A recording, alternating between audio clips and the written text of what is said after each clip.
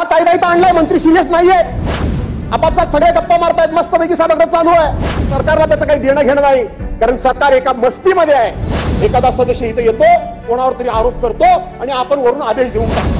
ह्याची एसआयटी लावा, ह्याची चौकशी लावा. अरे हे मी बघितलंच नाही कधी. कुठल्याच मंत्र्याला तू भ्रष्टाचारी आहेस, तू चोर आहेस, तू लुच्चा आहेस, तू लपंग आहेस अशा प्रकारचा शब्दप्रयोग केलेला नाही. अध्यक्ष महोदय, माझ्यासारखा सदस्य गेले अनेक दिवस बेचैन आहे, अस्वस्थ आहे. माझा पुन्हा एकदा आव्हान आहे आपल्याला की आजच्या समारोपाच्या भाषणामध्ये माननीय अध्यक्ष महोदयांनी ज्या वेळेला संपूर्ण झालेल्या कामकाजाचा आढावा मांडतील आणि आम्ही जास्तीत जास्त कामकाज सभागृहाचं एकही मिनिट वाया न घालवता कसं चालवलं हे ते सांगतील, त्यावेळेला सरकारी पक्षाला आणि आपल्या विधिमंडळाच्या सचिवालयाला कदाचित ते त्याचं श्रेय घेतील. पण त्याचबरोबर माझी नम्रपणे एक आग्रही विनंती आहे, या महाराष्ट्राच्या समोर एक विषय जाऊ द्या की हे कायदे मंडळ आहे. या कायदे मंडळाकरता, कायदे मंडळामध्ये कायदे करण्याकरता एकूण कामकाजापैकी किती आम्ही वेळ दिला हे एकदा महाराष्ट्राच्या समोर जाऊ द्या. मी जाहीरपणे सांगतो की गेल्या अनेक दिवसांमध्ये सुरेशराव मी अस्वस्थ एवढ्या करताय की सभागृहामध्ये विधेयकांवर चर्चाच होत नाहीये. वास्तविक आमचे मित्र इथे बसलेले आहेत, आशिषजी स्वतः ऍडव्होकेट आहेत, मी तर एक सामान्य माणूस आहे. वास्तविक या सभागृहामध्ये एखादा कायदा पास होत असताना, पारित होत असताना आशिषजी त्याच्यावर तासनतास चर्चा होऊन सांगोपांग त्या गोष्टीचा विचार झाला पाहिजे. कारण एखादा कायदा या सभागृहामध्ये मंजूर होतो, त्याचा समाज जीवनावर सकारात्मक, पॉझिटिव्ह किंवा निगेटिव्ह काय विचार होतो हे आपण तपासलं पाहिजे.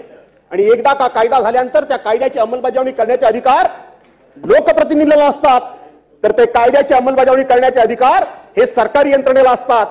या कायद्याचा अर्थ आणि वापर सरकारी यंत्रणा कशा पद्धतीने करून घेते आणि त्या केलेल्या कायद्याचा सर्वसामान्य माणसाला फायदा झाला की तोटा झाला, त्याच्यावर खऱ्या अर्थानं लोकप्रतिनिधी म्हणून मग ते सत्ताधारी पक्षाचे असतील नाही ते विरोधी पक्षाचे असतील, त्यांचं यश अपयश अवलंबून असतं.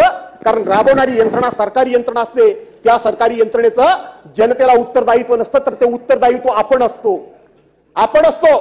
आणि म्हणून कायदा करण्याकरता या कायदे मंडळामध्ये कायद्यावर चर्चा करण्याकरता किती वेळ दिला गेला याची एकदा माहिती सभागृहामध्ये आली पाहिजे. मागच्या अधिवेशनमध्ये सुद्धा आता ती प्रथा नाही, हे मला माहित आहे, ती प्रथा नाही. पण मी खात्रीपूर्वक सांगतो, त्याही वेळचं सगळं जे शेवटचं आपण एकंदरीत आढावा घेतो त्याची सगळी माहिती मी गोळा करून ठेवली आहे. आणि माझी माहिती आहे की एकूण कामकाज चाललं त्यातला 1% कामकाज, 1% सुद्धा वेळ कायदा करण्याकरता या सभागृहामध्ये दिला गेला नाही. आजचा हा कायदा इथं आणलाय, मंत्री सिरियस नाहीये, आपापसात सगळे गप्पा मारतायत, मस्तपैकी सभागृह चालू आहे. विरोधी पक्षांनी घसा किती फोडला, किती कंठशोष केला, तरी सरकारला त्याचं काही देणं घेणं नाही. कारण सरकार एका मस्तीमध्ये आहे की आमच्याकडे प्रचंड अशा प्रकारची मेजॉरिटी आहे. या घमेंडीमध्ये, या मस्तीमध्ये सरकार आहे. मला एक प्रश्न विचारला त्या ठिकाणी सरकारला की आता 2 मिनिटापूर्वी हे विधेयक मांडलं गेलं, 2 मिनिटापूर्वी एक मध्ये दुसऱ्या मंत्री महोदयांनी विधेयक मांडलं आणि नंतर लगेच हे मंत्रिमंडळामध्ये विधेयक चर्चेला आलं. हे कसं काय होऊ शकतं?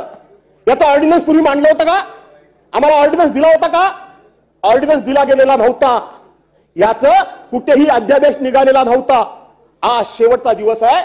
1 मिनिटापूर्वी विधेयक सभागृहासमोर मांडायचं, सभागृहाची मांडण्याला परवानगी घ्यायची आणि 1 मिनिटानंतर मंजुरीला द्यायचं. हा कुठून कुठून हा विचार येतो? हा विचार येतो तुम्हाला काय द्यायचं असलं तर द्या, नाही तर देऊ नका, आमच्या बाजूला मेजॉरिटी, आम्ही मंजुरी घेऊ. त्याचा परिणाम समाज जीवनावर काय होतो हे सरकारनं पालक म्हणून, पालकत्व म्हणून विचार करण्याची गरज आहे. माननीय मंत्री महोदय म्हणाले की 2015 साली हा कायदा आला होता, 2017 साली आला होता, 2019 साली आला होता, 2022 साली आला. का अशा प्रकारची स्थित्यंतने, अशा प्रकारची विचारामध्ये बदल का सातत्यानं होतोय? का दर 2 वर्षांना तोच कायदा उलटसुलट करून राबवला जातोय? त्याचे बरे वाईट परिणाम काय हे मंत्री महोदय तुमच्या माध्यमातून महाराष्ट्राच्या समोर जाणं गरजेचं होतं. त्यावेळेचा आम्ही कायदा आज का बदलला, आज का बदलावा लागला? इतकी अर्जन्सी काय आहे की 1 मिनिटापूर्वी आम्ही हा कायदा सभागृहासमोर म्हणजे इंट्रोड्यूस करण्याकरता, सभागृहासमोर पटलावर ठेवण्याकरता 1 मिनिटापूर्वी आम्ही का आणतो आणि 1 मिनिटानंतर मंजुरी का घेतो? काय इतकी घाई काय आहे?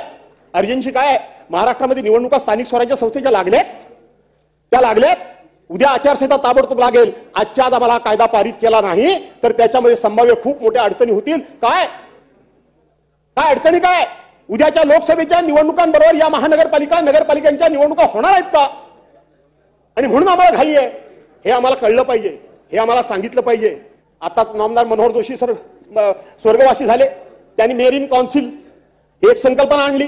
मी 1995 सालापासून या सभागृहामध्ये आहे आणि ज्या वेळेला विधेयकावर चर्चा होते, ते कुठलंही विधेयक असू दे, मी जातीनिशी सभागृहात बसतो, मी मुद्दामून ऐकत असतो, मी मुद्दामून वाचत असतो. पण गेल्या 3-4 अधिवेशन 2022 पासून मी पूर्णपणे अस्वस्थ आहे. या सभागृहामध्ये कायद्यावर चर्चाच होत नाहीये. मला वाटतं दुसरे मंत्री मोदी इथं बसलेले आहेत, सुरेशरावजी खाडे, ते पण बहुतेक आपला कायदा आता पास करून घेण्याच्या मनस्थितीत दिसतंय. त्यांची बॉडी लँग्वेज दिसते. खरं किती खोटं किती मला माहित नाही. त्यांनीही आताच मांडला, यांनीही आताच मांडला. 1 महिन्यापूर्वी कायदा मांडायचा, 1 मिनिटापूर्वी, आणि दुसऱ्या मिनिटाला पास करून घ्यायचं. कसलं हे विधिमंडळ, कसलं हे विधिमंडळ? सदस्यांनी कधी वाचायचं? कसलं हे कायदा मंडळ? हे कायदे मंडळ, हे विधिमंडळ. अरे हे एखाद्या पक्षाची तुम्ही कचेरी चालवताय, अशा पद्धतीने हे विधिमंडळ चाललंय. हे माझ्यासारख्या माणसाला अति वेदना देणारं काम आहे, वेदना देणारं काम आहे. याच्यातून फार मोठ्या काय अडवणुकीच्या वगैरे गोष्टी आम्हाला करण्याची गरज नाहीये. हे उद्योग पूर्वी पण झालेले आहेत, त्याचा रिझल्ट काय तो लागायचा लागलेला आहे. काय नवीन त्याच्यामध्ये काय नाहीच आहे. मला वेदना फक्त एवढ्याच आहेत की अशा पद्धतीनं हे कायदे मंडळामध्ये कायद्यावर चर्चा किती होते आणि होते की नाही होते हे एकदा कधीतरी कळलं पाहिजे. म्हणून माझ्यासारख्या कार्यकर्त्याला वेदना आहेत. त्यापेक्षा मला इथं उभं राहण्याचं काही कारणच नव्हतं. खरं सांगायला गेलं काहीच कारण नव्हतं. मी माझ्या संपूर्ण राजकीय जीवनामध्ये या सभागृहातून कुठल्याच मंत्र्यावर वैयक्तिक आरोप केलेले नाहीत. कुठल्याच मंत्र्यावर तू भ्रष्टाचारी आहेस, तू चोर आहेस, तू लुच्चा आहेस, तू लपंग आहेस, अशा प्रकारचा शब्द केलेला नाही, कधीच नाही. म्हणजे असला तरी केलेला नाही. मी माझ्या वैयक्तिक कुठल्याही गोष्टी करता सभागृहाचा वापर कधीच करून घेत नाही. परंतु आता हे फार व्हायला लागलंय, डोक्यावरून पाणी जायला लागलंय. कुठेतरी वाईटपणा घेण्याची वेळ आता आलेली आहे. आणि म्हणून या कायद्याच्या निमित्तानं मी सांगतो की अजूनही महाराष्ट्र हा महाराष्ट्र राहिला पाहिजे. या महाराष्ट्राचा आदर्शाने अनुकरण देशातल्या इतर भागाने केला पाहिजे. अशा पद्धतीचे विचार या सभागृहाच्या माध्यमातून बाहेर जावेत. नपेक्षा आता या सभागृहाचा वापर, अध्यक्ष महोदय 2 मिनिटं, या सभागृहाचा वापर वैयक्तिक हिशेब चुकते करण्याकरता व्हायला लागलाय. मी पहिल्यांदा बघतोय वैयक्तिक. आपल्यासारखा माणूस अध्यक्ष म्हणून बसतो, एखादा सदस्य इथे येतो, कोणावर तरी आरोप करतो आणि आपण वरून आदेश देऊन टाकता. ह्याची SIT लावा, ह्याची चौकशी लावा. अरे हे मी बघितलंच नाही कधी, हे कधी बघितलंच नाही अध्यक्ष महोदय. आणि म्हणून अध्यक्ष महोदय बिलवर बोला भास्कर जाधव कंक्लूड करा. अध्यक्ष महोदय तुम्ही पण सिनियर आहात.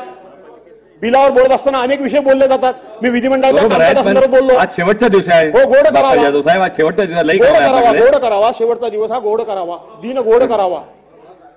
काय करू कोणाच्या इथे बघून बोलत नाही. हवंय कशाला अधिवेशन? बसून मधून मंत्री महोदय कृपा करून बसून नका बोला. बोलत नाही. भास्कर जाधवजी कंक्लूड करा चला प्लीज. झाला आता कंक्लूड. बिलावर मला तुम्ही 34 खाली थांबवू शकत नाही. मी कुठे थांबतो?